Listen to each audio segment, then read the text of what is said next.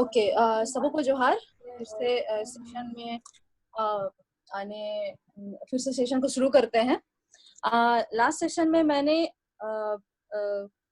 बात रखी थी मल्टीलिंगुअल एजुकेशन को किस तरह से प्री स्कूल लेवल में हम उसको इम्प्लीमेंट करेंगे, क्योंकि हम जो भाषा में बचपन से बोलते हैं उसी भाषा में हम सपने भी देखते हैं। हमें और इंग्लिश में, हिंदी में सपने नहीं आते हैं, हमारे अपनी मातृभाषा में सपने आते हैं। तो एजुकेशन में मल्टी अपने जो मातृभाषा, मदर टंग बेस्ड एजुकेशन जो हमें मिलना चाहिए, जो हमारा अधिकार है, उसको हम प्री स्कूल से ही इम्प्लीमेंट करने की शुरू करें, ताकि बच्चे आगे चल करके अपने मदर टंग के बेस में आगे अपनी अच्छी cognitive academic language proficiency develop कर पाए। और रही बात किस तरह से हम इसको कम्युनिकेट कर पाए, जैसे स्कूल लेवल में जो एसएमसी है, स्कूल मैनेजमेंट कमेटी को यहाँ पे हम इन्वॉल्व करें, ताकि ये कम्युनिटी पार्टिसिपेशन रोल अदा करे कि प्री स्कूल में बच्चा जो प्री स्कूल लेवल में जो बच्चा आंगनबाड़ी में सीख रहा है, या क्रैच में सीख रहा है, या घोटूल या धुमकुड़िया जैसे संस्थाओं में, या फिर जो शिशु स्कूल में सीख रहा है, उसको उसका लर्निंग को इंश्योर करे। और जो मेंटोरशिप की बातें अजय जी ने बोला था कि उसको हम कैसे इंश्योर कर सकते हैं। जैसे डिफरेंट स्टेट में डिफरेंट इनिशिएटिव शुरू हुए हैं, प्रतिभा पर्व, संबलन, उड़ीसा में समीक्षा, दिल्ली में भी दक्षता के रूप में जो हुआ है वो किस बेसिस में हुआ है, वो हुआ है आपका लर्निंग अचीवमेंट के थ्रू ऊपर बेस्ड होकर के, कि क्यों बच्चे फेल हो रहे हैं। 8 तक तो नो डिटेंशन पॉलिसी के तहत आके बिना फेल होकर के पास हो गए, फिर 9th और 10th में ही छट जाते हैं। तो उनको हम कैसे कर सकते हैं? तो 9th और 10th के स्टूडेंट्स को वो लोग दक्षता इनिशिएटिव, स्टेट इनिशिएटिव के तहत उन्होंने बच्चों को डिफरेंट कैटेगरीज में बांटा है। जैसे चुनौती, जो बच्चे अच्छे कर गए हैं उनको आगे 10th में बोर्ड कैसे पास करवाएं। प्रगति, जो बच्चे नहीं पास कर पा रहे हैं, जो प्री बोर्ड होता है या 9th क्लास में जो एग्जाम होते हैं उसको पास नहीं कर पा रहे हैं, वो लोग उनको विथहेल्ड किया जाता है, तो उनको प्रगति के जो ग्रुप में रखा जाता है। उनको फिर 10th में प्रमोट तो कर दिया जाता है, लेकिन उनको प्रगति वाला ग्रुप में रखा जाता है और उनको रिमीडियल क्लासेस दिए जाते हैं। तो ये हम जब झारखंड के कॉन्टेक्स्ट में बात करें, तो जब स्टेट इनिशिएटिव ले अगर झारखंड, जो आगे चल के झारखंड की शिक्षा को बदल सकता है, तो कुछ ऐसे इनिशिएटिव रखें जो कमजोर बच्चों को रिमीडियल क्लासेस में मिले, और जो अच्छे कर रहे हैं उन बच्चों को मोटिवेशन भी मिले। ये रही बातें जो स्टेट इनिशिएटिव लेवल की। जो अजय जी ने और एक बात रखी थी स्कूल टूर की, तो ये प्राइवेट स्कूलों में काफी है, गवर्नमेंट स्कूलों में भी होना जरूरी है, ताकि बच्चों को मोटिवेशन मिलता रहे। और प्राइमरी अच्छा, और मैं बात रखूंगी इंक्लूसिव एजुकेशन की भी, जिसमें स्लो लर्नर्स भी होते हैं, जिसमें गिफ्टेड चिल्ड्रन भी होते हैं, जिसमें जो एकेडमिक लेवल जिनको थोड़ा डिफिकल्ट बच्चे होते हैं, स्पेशल बच्चे होते हैं, जैसे ADHD के बच्चे होते हैं, जैसे ऑटिस्टिक बच्चे होते हैं, जिन जो थोड़ा जो फिजिकली स्पेशल चाइल्ड्स होते हैं, उनके स्कूल में भी इंक्लूसिव उनको भी एजुकेशन में इंक्लूसिव एजुकेशन मिले।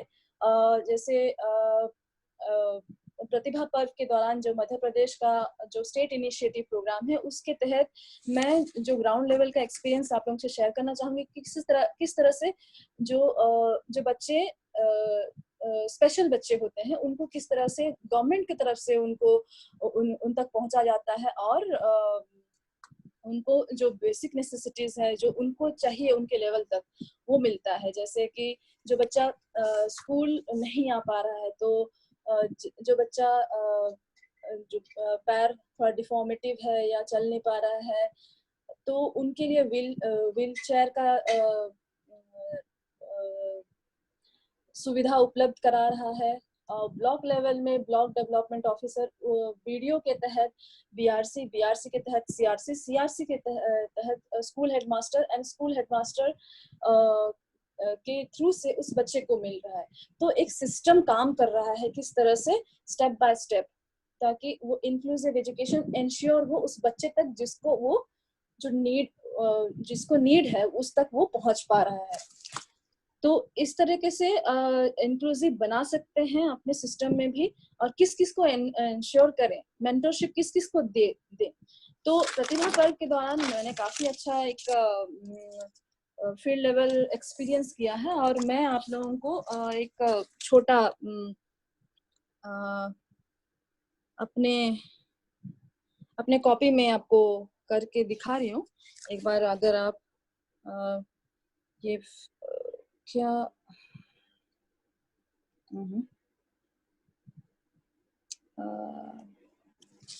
जी, क्या आप लोग मेरा कॉपी देख पा रहे हैं क्या?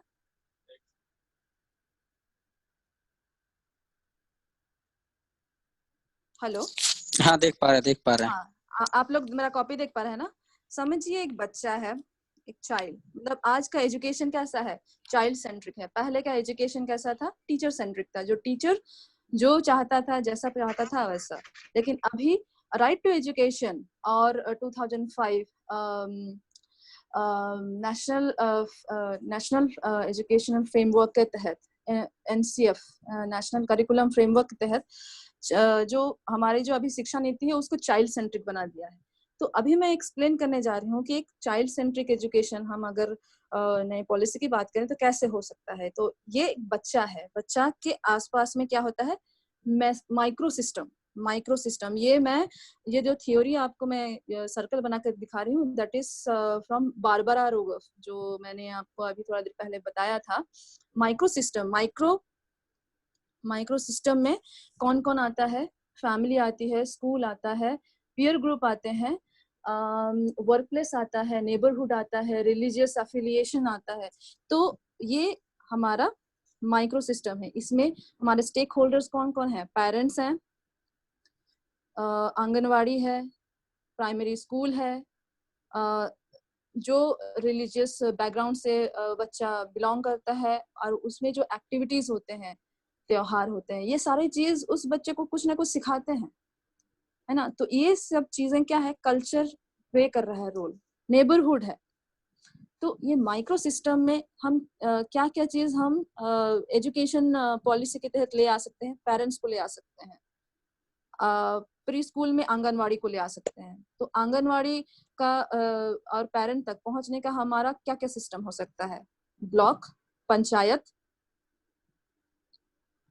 फिर उसके नीचे आ रहा BRC, CRC, school, anganwadi teacher, parents, 1 2 3 4 5 6 7। एक सिस्टम को हमको स्ट्रेंथन करना है माइक्रो सिस्टम तक में। आगे आता है मेसो सिस्टम।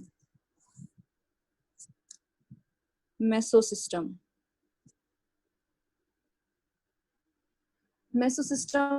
में कौन कौन आते हैं, मेसो सिस्टम में भी हमारे आते हैं फैमिली,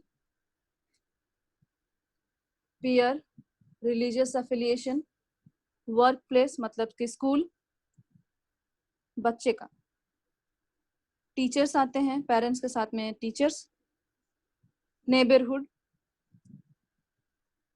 में हमें एजुकेशन जो पॉलिसियां जब हम बात करेंगे या सिस्टम की बात करेंगे, इसमें नेबरहुड में हम इतना भी इंश्योर करेंगे कि आसपास का बच्चे का पढ़ने का माहौल कैसा है, थ्रेटनिंग है, कहीं उसके माँ बाप ड्रंकर्ड तो नहीं है, ऐसे में कैसे पढ़ेगा बच्चा। तो ये सारे एनवायरनमेंट को भी देखना, तभी जाके हम क्वालिटी एजुकेशन या पे का कुछ भी चीज हम सोच सकते हैं। अदरवाइज हर चीज सिस्टम पे हम नहीं दोष दे सकते हैं या बच्चे पे नहीं दोष दे सकते हैं। अगर बच्चा फेल होता है तो समझ लीजिए वी ऑल आर फेल। तो ये इसमें हम क्या क्या चीजों को इंश्योर कर सकते हैं, एसएमसी को हम यहाँ पे ले आ सकते हैं, क्योंकि बच्चा यहाँ क्या हो रहा है, मेसो सिस्टम में आगे जा रहा है प्राइमरी लेवल तक, प्राइमरी से सेकेंडरी लेवल तक। तो यहाँ पे हम स्कूल का बड़ा रोल यहाँ देखते हैं, किस तरह से टीचर, पैरा टीचर, और इसके ऊपर पैरा टीचर लास्ट में आता है, उसके ऊपर गवर्नमेंट टीचर या जो रेगुलर टीचर हैं। पैरा टीचर के नीचे आते हैं parents and school management committee. उसके गवर्नमेंट स्कूल के ऊपर आते हैं CRC, BRC, पंचायत, अगर वो गांव लेवल में है। अगर नगर पालिका में है तो क्या आता है, म्युनिसिपलिटी। उसके ऊपर आता है ब्लॉक, इसके ऊपर आता है म्युनिसिपल कॉर्पोरेशन, ब्लॉक के ऊपर आता है डिस्ट्रिक्ट। तो हमें इतने टायर, जो एजुकेशन में टायर है, मेसो सिस्टम में हमको स्ट्रेंथन करना पड़ेगा। कैसे जो बजट है उसका बंटवारा कैसे करना पड़ेगा, किसको एंश्योर करना पड़ेगा, हम कैसे बच्चे का जो एकेडमिक वो क्यों फेल हुआ कैसे पकड़ सकते हैं। हम यहाँ पे टीचर के साथ साथ में स्कूल मैनेजमेंट कमेटी, पेरेंट्स, ये सारे को पूछना बहुत जरूरी है, ताकि हम उस पॉलिसी को सही ढंग से इम्प्लीमेंट कर सके। उसके ऊपर आता है, यहाँ पे पीयर भी बहुत इंपॉर्टेंट रोल अदा करता है फ्रेंड्स। पीयर लर्निंग और पेरेंट टीचर। अच्छा, इस लेवल पे, प्राइमरी लेवल पे क्या क्या हो सकती है, मैंने कुछ पॉइंट्स बनाए हैं उस पे, कि जो एजुकेशन थ्योरी वगैरह दिए थे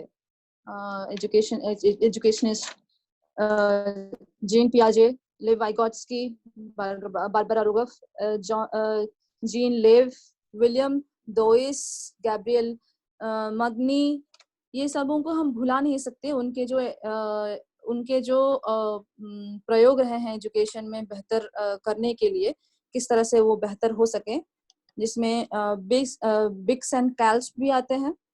और इन्हीं थ्योरीज के बेस करके दुनिया भर के सारे जो एजुकेशन पॉलिसीज हैं, वो चाहे फिनलैंड का ही क्यों ना हो, तो ये सारे उनके ऊपर बेस्ड होकर बनाया गया है, जिसके तहत उन्होंने स्टेट इनिशिएटिव और कंट्रीज इनिशिएटिव लिए हैं।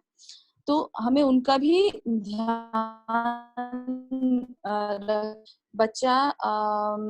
बच्चा का जो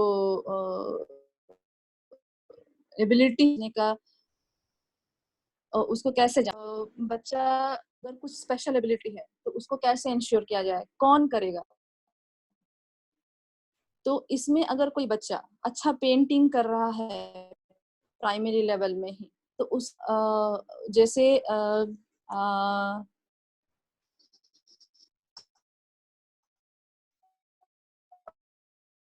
बोध राजस्थान जगह है, वहाँ पे राजस्थान सरकार ने एक इनिशिएटिव लिया था, जिसमें बच्चों का क्रिएटिव पार्ट को किस तरह से मोटिवेट किया जाए, ताकि वो पढ़ने में इंटरेस्ट ले और वो किस तरह से बेहतर परफॉर्म कर सकें। तो इसमें उन्होंने टीचर को, जो क्लास टीचर है, वो बहुत सारे एक्टिविटीज के थ्रू से ये देखता है कि हु इज क्रिएटिव, उसको कैसे मोटिवेट किया जाए। तो वो किसको आगे चल के जो उसका जो स्पेशल एबिलिटी है उसके बारे में बताए, वो है। Next is CRC, cluster level में जो cluster CRC, cluster resource person, जो हर महीने 15-15 दिन में स्कूल विजिट करके बच्चा लोगों का जो पढ़ाई का इंश्योर करता है, क्वेश्चन पूछता है और सारी चीजें देखती हैं कि स्कूल में अप्रोप्रिएट पीने की व्यवस्था है कि नहीं, टॉयलेट की सुविधा है कि नहीं, बच्चे को खाना मिल रहा है कि नहीं, उनके जो क्या कहते हैं मिड डे मील है वो कैसे मिल रहा है, सारी चीजें देखता है। तो उसको हम एक क्या बोलेंगे, एक जवाबदेही पर्सन के हिसाब से बना सकते हैं and that forward to the block level में। तो उस बच्चे को जो क्रिएटिविटी है उसको मोटिवेशन और उसको इंसेंटिव मिलने के इंसेंटिव मिलने से वो ज्यादा अच्छे से पढ़ पाए करके राजस्थान सरकार ने बहुत अच्छा इनिशिएटिव लिया हुआ है। तो इस तरह से हम इसको भी इम्प्लीमेंट कर सकते हैं अपने झारखंड लेवल पे। उसके आगे मैं और एक ये जो मेसो सिस्टम है, मेसो सिस्टम के आगे आता है एक्सो सिस्टम। एक्सो सिस्टम में भी हम यहाँ पे इंश्योर करते हैं कि किस तरह से एजुकेशन सिस्टम इसमें गवर्नमेंट किस तरह से जवाबदेही बनती है। तो एक्सो सिस्टम उसके ऊपर आता है माइक्रो सिस्टम, जिसमें सिविल सोसाइटी, जो आउटसाइड सिविल जो ये जो ग्रिड है स्टेक होल्डर्स के, उसके बियॉन्ड में भी जो एग्जिस्ट करते हैं मैक्रो सिस्टम में, वो आते हैं। Larger civil society. तो और इसके आगे आता है क्रोनो सिस्टम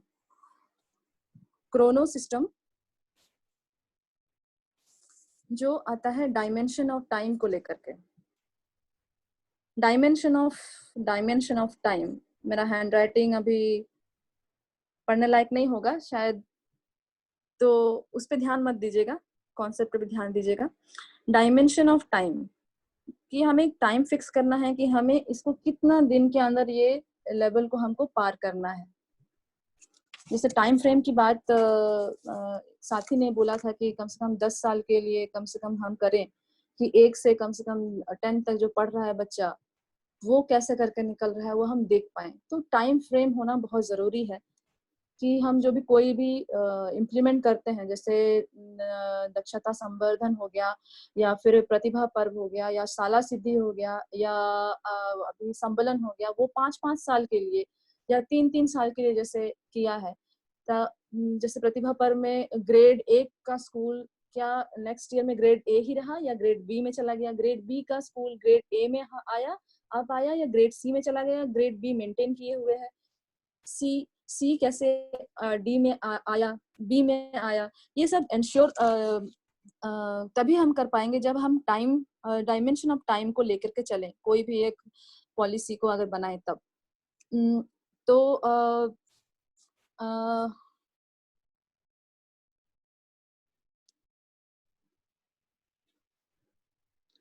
जी और प्राइमरी एजुकेशन का कल एक बहुत बड़ा इम्पोर्टेंट चीज मैं ये सोच रही थी कि जब आयशा जी ने कहा कि पेडागॉजी कैसा होना चाहिए, तो पेडागॉजी में बहुत सारी चीजें आती हैं। पेडागॉजी सिर्फ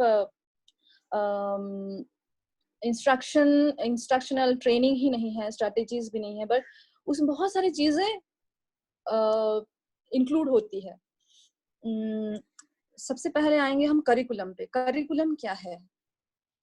एक टीचिंग लर्निंग मेथड कैसा होना चाहिए, क्लास 1 का बच्चा को क्या पढ़ाना चाहिए, क्लास 2 का बच्चा को क्या पढ़ाना चाहिए, 3, 4, 5, 6, 7, 8, ये अगर हम अच्छे से डिजाइन कर पाए तो शायद जो गवर्नमेंट स्कूल के जो हालत है वो प्राइवेट स्कूल से बेहतर हो सकती है। और इस करिकुलम में क्या होगा, एग्जाम्पल के थ्रू से हम शेयर करना चाहेंगे। आसेका क्या है? आसेका है Adivasi socio educational cultural association, Dandbose, ये है बारीपादा ओडिशा में।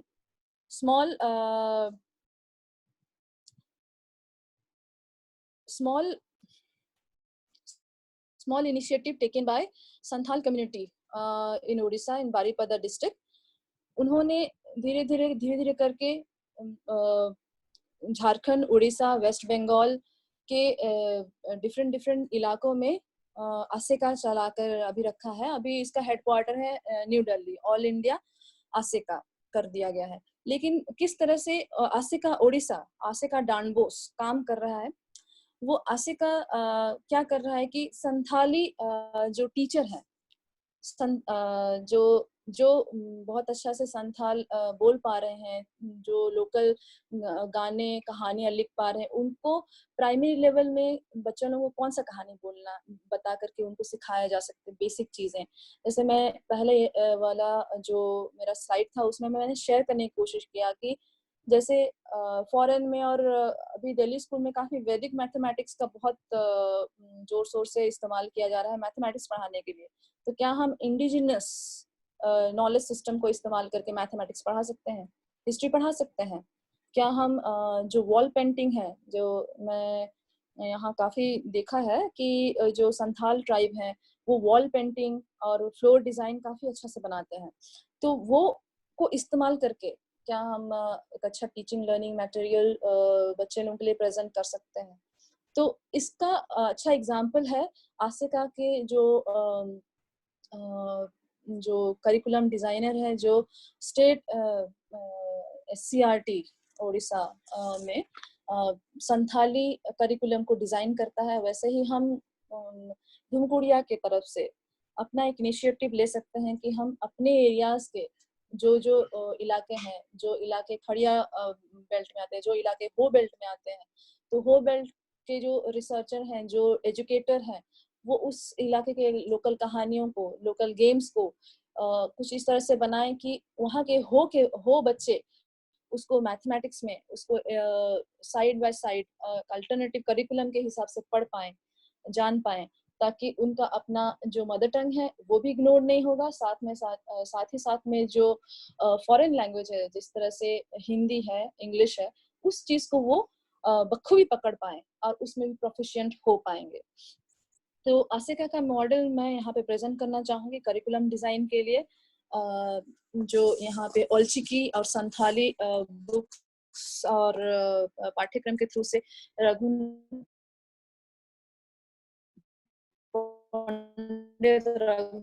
टू संथाली में जैसे हटाण, हटाण क्या है? डिवीजन। क्या आप जानते हैं कि संथाली में डिवीजन को क्या कहते हैं? हटाण। तो और किस तरह से वो अपना एक लैंग्वेज डेवलप कर रहे हैं, एक एकेडमिक लैंग्वेज खुद अपने कम्युनिटी के इनिशिएटिव से वो बना रहे हैं। एंड 1 to 10 स्टैंडर्ड तक बहुत अच्छा से संथाली मीडियम में पढ़ाई हो रही है। और जो संथाली मीडियम से पढ़ के जा रहे हैं अप टू 5 क्लास, नया डेरा राउरकेला में एक गांव है जहाँ पे 96% बच्चे नवोदय विद्यालय में कम्पीट कर पा रहे हैं। और कोई भी उस पूरे गांव में 7, 8, 9, 10 का स्कूल आपको नहीं मिलेगा, क्योंकि सारे के सारे बच्चे गांव के नवोदय विद्यालय में पढ़ने चले गए। तो ये कैसे उन्होंने कर पाया? बिकॉज वो लोग इंडिजिनस नॉलेज सिस्टम और अपने जो मातृभाषा है उसको छोड़ा नहीं, साथ में वो लोग उड़िया मीडियम में भी पढ़ते रहे। And they are the pioneer of their own क्या कहेंगे कम्युनिटी, वहाँ के वो ओन इलाके के हैं। तो ये बहुत अच्छा एग्जाम्पल मुझे मिला वहाँ पे, मैं इस चीज को शेयर कर रही हूँ यहाँ पे। रही बात सेकेंडरी एजुकेशन, सेकेंडरी एजुकेशन में हम आगे बढ़ेंगे किस तरह से प्राइमरी लेवल तक मदर टंग के बाद हम आगे जैसे कॉग्निटिव एकेडमिक लैंग्वेज प्रोफिशिएंसी, क्योंकि हम एस्केप नहीं कर सकते हैं हिंदी और स्टेट डोमिनेटेड लैंग्वेज से, और उसी लैंग्वेज के थ्रू से हम आगे इंटरनेशनल लेवल तक हमको एक गेटवे मिलता है, एक रास्ता मिलता है। तो हिंदी इंग्लिश को हमको सीखना ही सीखना। उसके अलावा क्या हम सीख सकते हैं? Foreign language, French, Italian, Spanish, German, इसको भी हमको यहाँ पे इम्प्लीमेंट कैसे, मतलब एक पायलट स्टडी होना चाहिए। ऐसा नहीं मैं कह रही कि होना ही चाहिए, नहीं, अगर बच्चे नहीं कर पा रहा है, अगर वो इंग्लिश हिंदी नहीं सीख पाएगा तो फॉरेन लैंग्वेज कैसे सीख पाएगा? तो पहले हमको इंश्योर करना है मदर टंग उसका स्ट्रांग होना है, फिर जो स्टेट स्पेसिफिक लैंग्वेज है उसको स्ट्रांग करना है, फिर हम थर्ड लैंग्वेज की बात करेंगे। सेकेंडरी लेवल में हम देखते हैं कि क्लास 9 क्यों इम्पोर्टेंट है। क्लास 9th का बच्चा अगले साल 10th देने वाला है, तो 10th के बाद वो क्या होता है, +2। 10th इज एक हायर एजुकेशन, मतलब इंटरमीडिएट एजुकेशन पाने का एक गेटवे है। तो उसमें क्या होता है, इंटरमीडिएट वो तभी स्ट्रीम चूज करता है on the basis of the 10th का रिजल्ट। अगर वो साइंस में अच्छा किया है तो आगे चल के वो साइंस लेगा, अगर वो आर्ट्स में अच्छा कर रहा है तो, अगर उसका साइंस अच्छा नहीं हो रहा तो वो आर्ट्स लेगा, अगर उसका ठीक ठीक है तो वो कॉमर्स भी ले सकता है, अगर उसका बैकग्राउंड बिजनेस क्लास से आता है या ऐसे परिवार से आता है। लेकिन अगर उसका इंटरेस्ट है कि वो साइंस का है लेकिन उसको कॉम्पिटेंसी नहीं है, तो वो कैसे डिसाइड करेगा कि आगे वो क्या पढ़ेगा। तो 9th में बच्चों को करियर रिलेटेड काउंसलिंग की बहुत जरूरी है। साइको सोशियो और एकेडमिक काउंसलिंग उनको जरूरी है। तो हर एक जो स्कूल 1 to 10 या फिर 6 to 10 या 1 to 12 तक जो स्कूल गवर्नमेंट स्कूल है उसमें गवर्नमेंट स्कूल काउंसलर जरूर एम्प्लॉय करे, जिससे कि उनका जो पढ़ाई में और उनका जो सोशल एंड साइकोलॉजिकल जो उनको नीड्स हैं वो पूरी हो सके। जैसे कोई बच्चा एक स्लो लर्नर है, उसको कहीं से मोटिवेशन नहीं मिल रहा है तो वो नहीं पढ़ेगा, वो आगे जाके फेल ही होगा। वो आगे जाके ऐसा लेबर क्लास बनना चाहेगा जो ज्यादा स्किलफुल नहीं हो पाएगा, वो ज्यादा अपॉर्चुनिटी नहीं सोच पाएगा। तो बच्चों को 9th क्लास और 9th में स्पेशली उनको काउंसलिंग की बहुत जरूरत है। ये चीज मतलब करना चाहूंगी। और रही बात इंफ्रास्ट्रक्चर हम कैसे डेवलप करें। अभी कोविड-19 जो हमें एक नया चैलेंज दिया कि पहले जैसे हम क्लासरूम में नॉर्मल सी के तहत मतलब नॉर्मल सीन हम नहीं ला सकते हैं जैसे पहले हुआ करता था कि बच्चे बगल बगल बैठ के अपने दोस्तों के साथ फिल्म ठली होकर के मजाक हंसी मजाक करके आई कांटेक्ट मेंटेन करते हुए पढ़ पाएंगे। तो अभी जमाना आ गया है कि हमें रिमोट लर्निंग को मतलब आर्टिफिशियल इंटेलिजेंस का सहारा लेते हुए एक वर्चुअल क्लासरूम के तहत हमको पढ़ाई करना है। हमें पता है कि झारखंड जैसे जगहों में जो ज्यादातर बच्चे ग्रामीण इलाकों से आते हैं, उनके पास बेसिक इंफ्रास्ट्रक्चर नहीं है, तो हमें इंफ्रास्ट्रक्चर को एस्टेब्लिश करने की जरूरत है।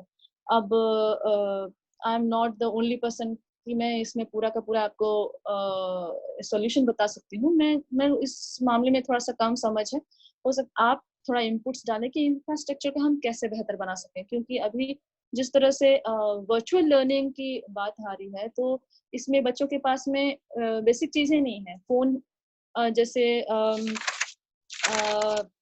अजय जी बात रखे थे टैबलॉइड के बारे में, जो फोन में नहीं हो सकता, आंखों में स्ट्रेस पड़ेगा, ये सारी चीजें रिपरकशन इफेक्ट है, क्या करें हम। लेकिन अगर इस पे कोई छोड़ दें तो बिल्कुल भी एक जो कंटिन्यूटी है एजुकेशन में पढ़ने का, जो धारा थी कहीं ना कहीं ब्रेक हो जाएगी again, same with no education. तो ये चीज कहीं जितना हमसे हो पा रहा है, जितना हम कर पाए, जितना हमारे पास अवेलेबल रिसोर्सेस है, उसी को ही हमको मैक्सिमाइज करना है। और इंफ्रास्ट्रक्चर हम कैसे डेवलप करें, आप साथी लोग मदद करें इसमें इनपुट्स और डालने की, कैसे हम बच्चों को वर्चुअल लर्निंग थ्रू से जोड़ पाएंगे, टीचर्स को कैसे ट्रेनिंग दें, टीचर्स कैसे करें। क्योंकि टीचर्स जो पैरा टीचर्स है गांव लेवल में है, वो कोई ग्रेजुएट है, कोई सिर्फ 10th है, कोई 12th है, जो गवर्नमेंट टीचर है कोई ग्रेजुएट है, कोई 12th तक है। हो सकता है ग्रेजुएट होने के बाद भी वो टेक्निकली डिसेबल्ड है उस चीज को ऑपरेट करने के लिए। तो हमें अभी नए पद्धतियों के थ्रू से इंफ्रास्ट्रक्चर डेवलप करने की जरूरत है कि हम कैसे रिमोट लर्निंग को उनको एक्सेसिबल बना पाए। Remote learning is some kind of distance learning जैसे, लेकिन इसमें एंथुसियाज्म भी कैसे बना के रखें।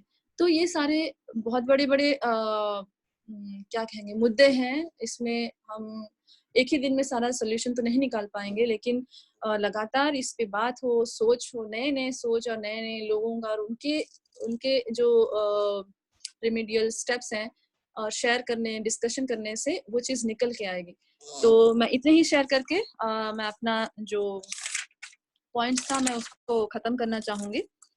और आप लोगों का इनपुट्स और कमेंट्स को जानने की इच्छुक हूँ। धन्यवाद। जोहार।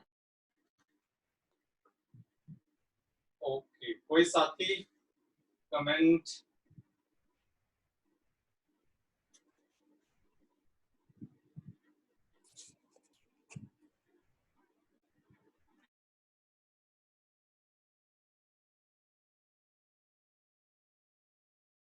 अच्छा हाँ, रजनी जी रिमोट लर्निंग की बात कर रही थी।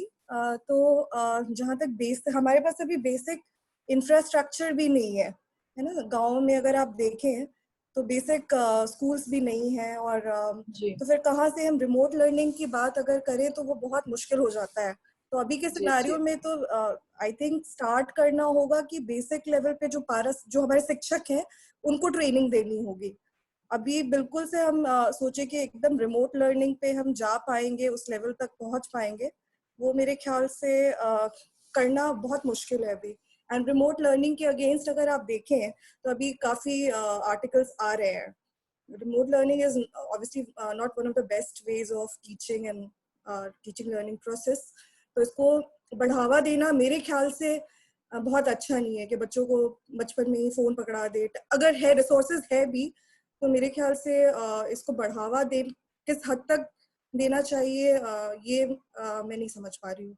और दूसरी बात, रजनी जी वो काफी लेवल्स की बात कर रही थी, micro level, meso level and all of that. तो वहाँ पे रिलीजन की भी बात हो रही थी। तो जहाँ तक मतलब एक जो मेरा ऑब्जर्वेशन रहा है कि अगर गांव में देखे, जैसे मैं खुद तमाड़ से बिलोंग करती हूँ, तो वहाँ पे सरकारी स्कूल हैं, बिल्कुल है, बट बच्चे तब भी सरकारी स्कूलों में नहीं जाते हैं। वो ऑब्वियसली मिशनरीज जो भी चला रहे हैं स्कूल्स, वहाँ पे जाना पसंद करते हैं। तो वो क्या कारण है उनके पास, वो ऐसा क्या दे रहे हैं जो हमारे सरकारी स्कूल नहीं दे पा रहे हैं? उस चीज को भी देखने की जरूरत है शायद, जिस तरीके की training and all of that. तो गणेश जी, रजनी जी, आप बता पाएंगे कि ऐसा क्या है कि मतलब क्योंकि सरकारी स्कूल के लूप होल्स की हम बात कर रहे हैं, तो वो हर गांव में कहीं भी आप चले जाइए, मैं खूंटी भी गई हूँ, बिरसा मुंडा के गांव भी गई हूँ, वहां पे भी सरकारी स्कूल में बच्चे नहीं भेजते हैं बच्चों को। वो मोस्टली वो मिशनरीज का जो चलाया जा रहा है स्कूल वहीं, और हर जगह पे खुला भी हुआ है, आपको कुछ भी नहीं दिखेगा लेकिन स्कूल और चर्च दिखता है बिल्कुल इंटीरियर एरिया में भी। तो जहाँ तक सरकार नहीं पहुंच पाई है वहाँ हमारे चर्च पहुंच पाए हैं। तो ये कारण रहा है कन्वर्शन का, मतलब ये टॉपिक मुझे नहीं उठाना चाहिए, बट ये सब सोचने की जरूरत है कि शायद हमारी कुछ लैक्यूना रहा है हमारी तरफ से, जिसके कारण सरकारी स्कूल अभी तक पीछे हैं, और रिलीजन का रोल बहुत इम्पोर्टेंट हो गया है। कल जैसे प्रदीप जी बोल रहे थे Vivekananda school, DAV school and all of that, तो कहीं ना कहीं ये दो ही रिलीजन आगे बढ़ते हुए दिखे हैं झारखंड में इन टर्म्स ऑफ एजुकेशन। तो ये किस तरीके से सरकारी स्कूल्स इस चीज को इनसे कम्पीट कर पाएंगे, क्योंकि एजुकेशन में हमेशा ये आगे रहे और आगे रहने की कोशिश भी करेंगे, तो सरकारी स्कूल शायद कम्पीट ना कर पाए, जो भी ये माइनॉरिटी इंस्टीट्यूशन है जो स्कूल चला रहे हैं ऑल ऑफ दैट। तो उसके बारे में अगर डिस्कशन हो पाए तो मैं कुछ बोलना चाहूंगा। हाँ हाँ प्लीज। हेलो, हाँ हाँ, तो मैं ये बोल रहा था, जैसे मैं दिल्ली का ही बता रहा हूँ। मैं दिल्ली का एक न्यू अशोक नगर एक जगह है, वहाँ एक सरकारी स्कूल है मेट्रो स्टेशन के पास में, ठीक है ना। तो वहाँ पास मैंने ये ऑब्जर्व किया था, वहाँ जितने भी बच्चे जो आते थे पढ़ने के लिए, कोई रिक्शा वाला का बेटा होता है, कोई पान दुकान वाले का बेटा होता है ना, बच्चा होता है, कोई फेरी लगाता है, कोई सब्जी बेचता है, वैसे लोगों के बच्चे रहते हैं उसमें, ठीक है ना। अब उनका जो घर में जो बातचीत करने का जो तरीका होता है ना, गाली गलौज दे करके बात करना, ठीक है, मतलब तू एक बहुत ही मतलब स्लैंग यूज करते हुए, मतलब अब्यूजिव लैंग्वेज वगैरह वो कॉमन उनका रहता है ये सब बातचीत करना। तो कोई भी मतलब अच्छा फैमिली से अगर बिलोंग करता है, या फिर मतलब थोड़ा सा मतलब डिसेंट, यानी कि डिसेंसी दिखाना चाहता है, तो एक होता है ना, एक वो मतलब एक सड़ा आलू अगर है तो वो पूरे बोरे के आलू को सड़ा सकता है। तो ऐसा एक माइंड सेटअप है कि गवर्नमेंट स्कूल में जो बच्चे जो जाते हैं वो एकदम पूरा लोअर कैटेगरी के जाते हैं, उनका फैमिली बैकग्राउंड लेबर वाला कैटेगरी का होता है। तो उनके साथ हमारे बच्चे मतलब जो लोग अगर गवर्नमेंट स्कूल में चलो डाल भी देते हैं बच्चे को, वहाँ सपोज वो टीचर बहुत अच्छे हैं फॉर एग्जाम्पल, तो उनको एक डर रहता है हमेशा कि लड़का भी बिगड़ जाएगा, ठीक है। तो ये एक कारण है। फिर उसी कंपेरेटिव हम मिशनरी स्कूल में देखेंगे तो वहाँ कुछ डिसिप्लिन, रूल रेगुलेशंस कुछ रहता है, ठीक है ना। सरकारी स्कूल में टीचर क्या है, वो एक बार आपको सुधारने की कोशिश करेगा, 2 बार करेगा, नहीं तो मैं दिल्ली का ही मैं लास्ट ईयर किसी आर्टिकल में पढ़ा था, कोई फीमेल टीचर ने किसी बच्चे को मतलब 9th या 10th वाले बच्चे को डांट दिया था, तो बच्चा वो मैडम को फॉलो किया था काफी दूर तक के पूरे ग्रुप ऑफ यानी कि लड़के मिल करके, ठीक है ना। तो कहीं वो मतलब वो सीधा बोला जाए तो कुछ गुंडे लोग यानी कि पल रहे हैं, वो नेक्स्ट यानी कि नेक्स्ट जनरेशन मतलब क्रिमिनल्स यानी कि बनेंगे ऐसा। तो रूरल एरिया का मुझे ठीक से बहुत ज्यादा मैं एक्सपीरियंस नहीं हूँ, लेकिन मेरे को ऐसा लगता है कि वहाँ भी उसी तरह का ही हल्का फुल्का मतलब मेंटेलिटी मतलब होगा। तो ये कारण है। और मिशनरी स्कूल में कंपेयर करेंगे तो वहाँ कुछ रूल रेगुलेशन, थोड़ा स्ट्रिक्टनेस तो रहता है वहाँ डेफिनेटली। सेफ्टी सिक्योरिटी कल शायद कोई बोल रहा था कि सेफ्टी सिक्योरिटी भी कंसर्न है ना। कैसा मतलब वहाँ का टॉयलेट कैसा है, ओपन है गवर्नमेंट स्कूल का टॉयलेट या फिर बहुत ही आइसोलेटेड जगह में है। और ये अपना मिशनरी स्कूल वगैरह, ये प्राइवेट स्कूल वगैरह वो सब फैसिलिटी है, तो ये सब कंसर्न रहता है पेरेंट्स को। तो ये कारण है कि लोग कंपेयर करना चालू करते हैं जब अपने बच्चे का बात आता है ना, क्या फ्यूचर का बात, तो वहां पर कंपेयर करना चालू करते हैं। तो यही उनको मतलब पुश बैक कर देता है कि गवर्नमेंट स्कूल को हम प्रिफर ना करें हम अपने बच्चों के लिए। ये एक रीजन है। फिर वो चाहे हिंदू का बच्चा हो चाहे मतलब मुस्लिम का बच्चा हो, आप देखेंगे ज्यादातर मतलब रुझान मिशनरी स्कूल में एडमिशन का रुझान ज्यादा है। अब दिल्ली एनसीआर में भी रहेंगे, कॉन्वेंट स्कूल वगैरह में एडमिशन का रुझान ज्यादा रहता है रादर देन इंटरनेशनल स्कूल वगैरह। वो सेकंड ऑप्शन रहता है लोगों का। इस तरीके का मैंने ऑब्जर्व किया है बेसिकली।